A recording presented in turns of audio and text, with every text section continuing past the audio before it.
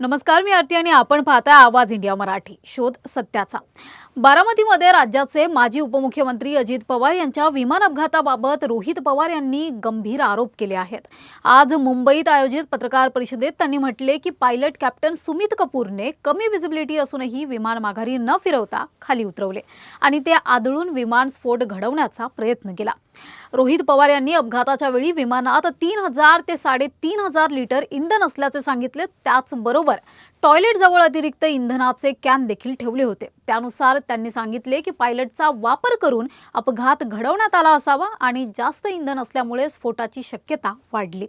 अपघाताच्या दिवशी बारामतीच्या धावपट्टीसाठी आवश्यकता दृश्यमानता 5000 असताना प्रत्यक्षात ती 3500 होती. मुंबईहून उड्डाण करताना देखील दृश्यमानता कमी होती, तरी विमानाला परवानगी दिली गेली होती. रोहित पवार यांनी सांगितले की हे सर्व लक्षात घेता अपघातामागे घातपाताचा संशय अधिक बळावतो. याशिवाय त्यांनी विमानसेवा कंपनी VSR कंपनीवरही आरोप केले की कंपनीने तपासासाठी पुराव्यांमध्ये फेरफार करण्याचा प्रयत्न केला आहे.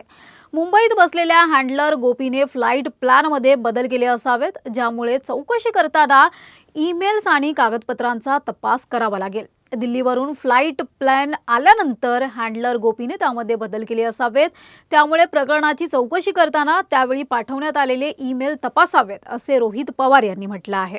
बरेच महाराष्ट्रातले सुद्धा सत्तेतले काही लोक, नेते, काही माजी मंत्री सुद्धा या निगडीत असणारे आणि काही दुसऱ्या राज्यातले, त्यातलं एक राज्य आम्हाला कळलंय ते म्हणजे आंध्र प्रदेश. आंध्र प्रदेशचे TDP या पक्षाचे प्रमुख नेते, ते कोण मी सांगणार नाही, पुढच्या काही ह्याच्यामध्ये मी मला माहिती आहे का, तर 100% माहिती आहे. TDPचे एक प्रमुख नेते त्या लग्नाला, रोहित सिंगच्या VSRचा जो मालक आहे त्याच्या लग्नाला राजस्थानला हे गेले होते. मग VSRच्या मालकाच्या मुलाच्या लग्नाला तुम्ही तिथं जाता आणि आज VSR या कंपनीवर जेव्हा ऑब्जेक्शन घ्यायचं असतं, त्याचे ऑपरेशन बंद करायचे असतात, तेव्हा तिथं मंत्री महोदय, TDP या पक्षातले, या देशाचे जे एव्हिएशन मिनिस्टर आहेत, ते कुठेतरी म्हणतात no safety concern with Learjet aircraft VSR venture aviation minister. का ऑब्जेक्शन आम्ही नाही घेतलं पाहिजे?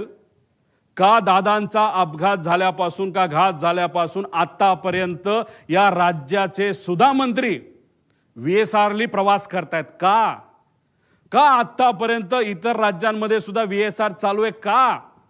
प्रश्न आहेत ना.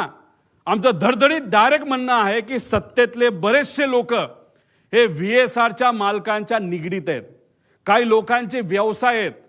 हैदराबादचा एक कुठला तरी मोठा व्यावसायिक आहे, तो कोणाच्या जवळ आहे याच्या खोलात सुद्धा मी जात नाही. त्याची 2 विमानं आहेत आणि दोन्ही विमानं VSRच्या नावाली आहेत.